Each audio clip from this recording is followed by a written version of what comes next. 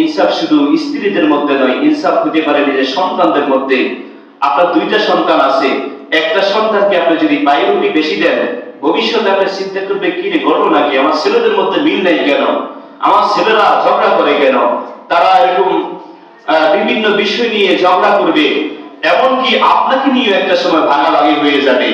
ও বলবে আমি খাওয়াতে পারবো না, সে বলবে আমিও পারবো না। কেন? কারণ আপনি ছোট্টবেলায় আপনার দুইটা শিশুর মধ্যে ইনসাফ প্রতিষ্ঠা করেন নাই। একজন সন্তানকে আপনি প্রায়োরিটি দিলেন, তাকে চকলেট খেতে দেন না কেন? কারণ তার দাঁতে পোকা ধরবে। আরেকজন সন্তান সেম চকলেট খায়, তাকে বলছেন বাবু তুমি কেন চকলেট খাও?